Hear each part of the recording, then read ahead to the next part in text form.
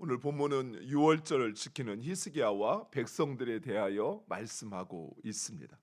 히스기야는 성전을 정화하고 그리고 제사와 예배를 회복한 후에 유월절을 지키기로 마음에 결심을 했습니다. 그리고 방백들과 회중들과 논의한 후에 이스라엘 온 땅의 백성들에게 이 일을 공포합니다. 유월절은 우리가 잘 아는 것처럼 맥주절과 초막절과 함께 하나님께서 반드시 지키라고 한 3대 절기입니다. 예굽의 노예되었던 이스라엘 백성들을 예굽의 손에서 구원하시어 그 하나님의 구원을 기억하고 감사하는 절기가 바로 유월절입니다. 하나님은 이 유월절을 이스라엘 백성들이 가나안에 정착하거든 그곳에서 지키라 명령하셨습니다. 하지만 이스라엘 백성들은 이미 가나안에 정착한 지 무려 700년이나 지났지만 그들은 이 유월절을 제대로 지키지 않았던 것입니다.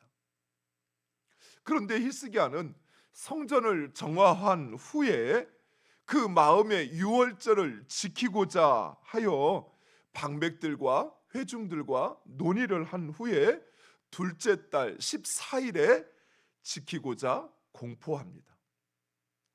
오늘 본문에 보면 히스기야는 자신의 생각만으로 마음의 결정만으로 이 일을 시행한 것이 아니라 나라의 관리들과 방백들과 백성들과 협의하였다라고 이야기합니다. 즉 히스기야는 자기의 권위만을 주장한 것이 아니라 백성들의 말에 귀를 기울였던 것입니다. 사랑하는 성도 여러분, 우리가 어떤 일을 하기로 마음을 먹을 때, 그럴 때 그 일을 진행할 때 나와 함께하는 사람들의 말에 귀를 기울여야 돼요. 물론 내 생각이 옳을 수 있어요. 내 마음이 진심이고 그리고 그것이 그 일을 이룰 수 있는 가장 정확한 방법일 수 있어요. 그러나 나와 함께한 이들의 그 말에 귀를 기울이면 우리는 사람을 얻을 수가 있어요. 그것이 하나님의 뜻에 어긋난 것이 아니라면, 하나님의 뜻에 반하는 것이 아니라면 들어도 그리고 그것을 듣고 행하여도 오히려 우리에게 유익이 된다는 것입니다.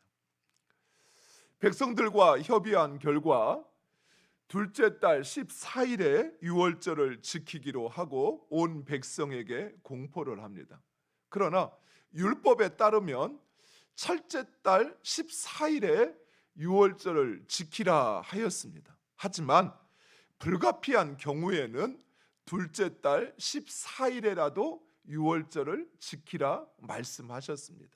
예를 들면 전쟁 중이라든지 또는 여행을 하고 사업차 멀리 갔다가 돌아올 수 없을 경우에는 둘째 달 14일에 유월절을 지키라 하였습니다. 당시 상황이 그랬습니다. 제사장들이 성전을 정화하고 제사를 드리느냐 유월절을 준비할 겨를이 없었습니다. 또 이스라엘 백성들이 멀리 흩어져 있는데 그들이 예루살렘에 모여서 유월절을 지키려고 하니 기한 내에 당도할 수가 없었던 것입니다. 그래서 한 달을 미루어 둘째 달 14일에 지키기로 합니다.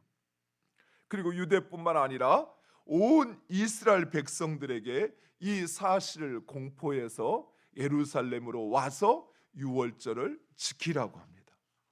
이처럼 히스기야가 유다뿐만 아니라 자신이 통치하는 유다뿐만 아니라 북이스라엘 백성들에게도 함께 예루살렘에서 유월절을 지키자라고 하는 데는 몇 가지 이유가 있습니다.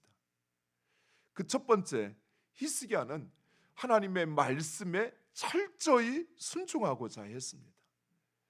히스기야가 왕위에 오르고 얼마 되지 않아 북이스라엘은 아수르에 의해서 멸망을 당하고 말았습니다. 히스기야는 이 사실을 보면서 이제 유다도 아니 이스라엘 왕조도 하나님의 그 위기 가운데 얼마 남지 않았다는 사실을 그는 직감했던 것입니다. 무엇보다도 북이스라엘이 멸망한 것은 그들이 힘이 약해서도 아니요, 또 아수르가 강해서도 아니요, 바로 하나님의 심판이라는 사실, 돌이키지 않는 북이스라엘에 대한 하나님의 심판이라는 사실을 히스기야는 확신했습니다. 그래서 히스기야는 하나님의 말씀에 성전을 정화하고 그리고 우상을 철거한 것만으로 만족하지 아니하고 하나님의 말씀에 더 철저히 순종하고자 했던 것입니다. 그래서 그동안 이스라엘 백성들이 잊고 지내던 유월절을 지키려고 하는 것입니다. 사랑하는 성도 여러분, 우리들도 우리 주변을 보고 지금 우리의 삶에 닥친 위기가 무엇인지를 깨달을 수 있어야 돼요. 당장 나에게 어떤 일이 없다고, 내 주변에 내 가족에게, 내 가정에 어떤 일이 없다고 해서 여러분이 괜찮을 거야, 아무 문제 없을 거야, 그렇게 안일하게 생각해서는 안 된다는 거지. 지금 우리 주변의 정세를 한번 둘러보십시오. 온 나라가 미국뿐만 아니라 전 세계의 보수화로 인해서 온 나라 전 세계가 양극화가 심해지고 경제적으로 어려움을 당하고 있습니다. 끊임없이 러시아와 우크라이나, 얼마 가지 않고 끝날 것 같았던 그 전쟁이 지금 몇 년을 지나면서 전 세계를 어려움 속으로 몰아넣고 있습니다. 캄보디아에서 벌어진 이 젊은이들의 그 잘못된 선택과 또 그거로 말미암아 그들이 처한 그 어려움들, 그 환난들이 지금 속속들이 우리에게 찾아오고 있습니다. 나라는 양쪽으로 나뉘어서 분열을 하고 있습니다. 이런 위기가 우리에게 찾아오지 않았다고 해서, 당장 우리 가정에 일어나지 않았다고 해서 나는 평안할 거야, 나는 문제 없어 라고 생각한다면 너무 아니라는 것이에요. 사랑하는 성도 여러분, 우리는 우리 주변에서 일어나는 이런 일들을 보고 우리 자신을 보셔야 돼요. 이것이 하나님께서 나에게 주시는 사인입니다.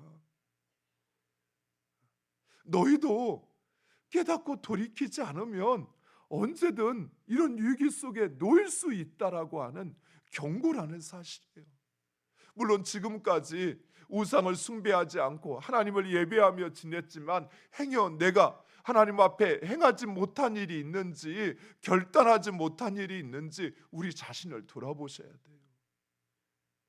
그래서 하나님 앞에 그 말씀에 내가 더 철저히 순종할 수 있도록 내 자신을 주님 앞에 엎드려야 한다는 사실입니다. 그게 지혜로운 것이에요.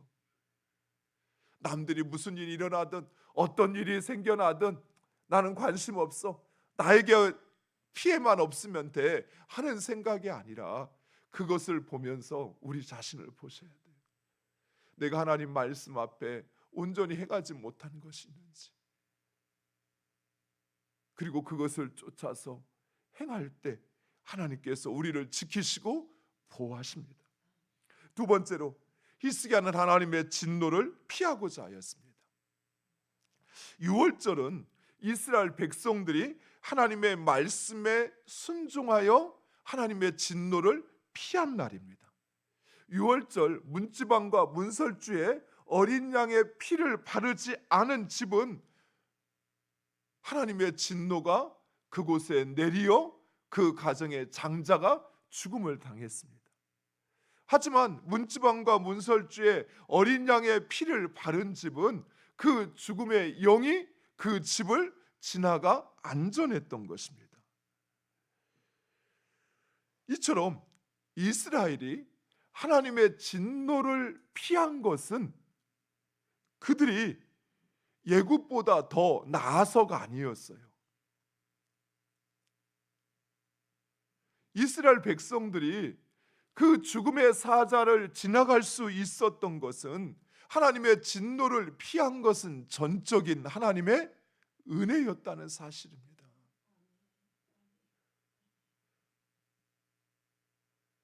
하나님께서 이스라엘 백성들로 하여금 진노를 피할 길을 알려주시고, 그리고 이스라엘 백성들이 그 말씀에 순종하여 그리하여 그들이 하나님의 진노를 피한 것이지, 이스라엘 백성들이 애굽보다 더 윤리적이어서 더 도덕적이어서 그래서 그들이 진노를 피한 것이 아니라는 사실이에요. 만약 그들이 문지방과 문인설주에 어린 양의 피를 발라야 한다는 사실을 몰랐다면, 그것을 깨닫지 않았다면, 그리고 그 말씀에 순종하지 않았다면 그들 역시 죽음 아래 놓이게 되었을 거라는 사실입니다. 사랑하는 성도 여러분, 그래서 히스기야는 그 하나님의 진노를 피하기 위하여 멸망당하지 않으려고 유월절을 지키려고 하는 것입니다. 하지만 오늘 본문 말씀에서 보면 북이스라엘의 에브라임과 므낫세 지파, 곧 북이스라엘의 10지파의 백성들은 이 사실을 깨닫지 못했어요. 그들은 그들의 힘이 약해서 아수르에 의해서 멸망당했다고 생각했습니다. 유월절을 지킨다고 해서 그래서 구원받을 거라고 그들은 생각하지 않았던 것이에요. 상상해 보면 이스라엘 백성들이 애굽에서 유월절을 지킬 때 애굽 사람들 가운데 그런 일들이 있지 않았을까요? 이스라엘 백성들이 어느 날 갑자기 어린 양을 잡아서 그 피를 문지방과 문인설주에 막 바르면 그것을 보고 애굽 사람들이 쟤네들 왜 저래? 그러면 누군가 이야기를 했겠죠. 쟤네들 지금 하나님께서 죽음의 사자가 지난다고 저기에 피를 바르면 죽지 않는데, 그러면 어떤 사람들은 그러겠죠. 미쳤네. 그렇게 한다고 재앙이 안 닥쳐? 그럴 거면 내가 피로 우리 집 전체를 바르지 하면서 무시하는 사람들도 있을 거예요. 또 행여 이런 사람들도 있지 않았을까요? 그래? 정말? 그런데? 그럼 나도 해야지 하면서 그저 그 문지방과 문설주에 피를 바른 사람들이 있었을 거예요. 실제로 출애굽한 이스라엘 백성들 안에는 이스라엘 백성들만 있었던 것이 아니죠. 타 민족들이 섞여 있었습니다. 그들은 유월절 재앙으로부터 구원받거나 아니면 유월절 재앙이 하나님이 내렸다는 사실을 그들은 깨달은 사람들이었을 것입니다. 사랑하는 성도 여러분, 이처럼 우리에게도 그 하나님의 말씀이 주어졌을 때 말씀대로 한다고 뭐 별거 있겠어? 이런 생각이 우리에게 찾아올 수 있어요. 꼭 말씀대로만 해야 된대? 그렇게 안 하면 안 돼? 뭐 별일 있겠어? 그렇게 안 한다고? 남들 다 안 하는데 봐봐 어디 피 바른 집이 얼마나 돼? 라고 하면서 자신의 생각과 자신의 판단을, 자신의 기준을 가지고 이야기하는 사람들이 있을 거예요. 웃기지 마. 북이스라엘이 멸망한 것은 힘이 없어서 그런 거야. 방비하지 않아서 그런 거야. 아수르가 너무 강해서 그런 거야. 유다가 무슨 일을 한들 어차피 유다도 멸망할 거야 라고 이야기하는 사람들이 왜 없었겠어요? 오늘 본문에 말씀하고 있습니다. 비웃고 조롱했어요. 그런다고 유다가 안 멸망해? 사랑하는 성도 여러분, 우리의 삶을 주장하시는 분은 하나님이십니다. 우리가 하나님의 말씀에 순종하는 것은 해도 되고 안 해도 되는 것이 아니에요. 그것은 필수입니다. 그것은 우리의 생명과 우리의 운명을 결정짓는 것이에요. 우리의 삶이 바로 하나님의 손에 붙잡혀 있다는 사실입니다. 이 땅에서뿐만 아니라 내세에서의 우리의 영원한 삶도 하나님의 손에 있어요. 그 말씀에 순종하면 하나님이 은혜로 주신 예수 그리스도, 그를 믿고 그 말씀에 순종하면 그러면 구원받는 것입니다. 그런다고? 예. 예수 믿는다고? 네. 더 도덕적으로 살아야지, 더 윤리적으로 행해야지, 그러지 못할지라도 예수 그리스도를 믿고 하나님 말씀에 순종하면 그러면 하나님께서 구원하십니다. 오늘날 이단들은 이런 이유로 인해서 유월절을 지금도 지켜야 한다라고 주장을 합니다. 그러나 그 유월절 어린 양이 누구입니까? 바로 예수 그리스도.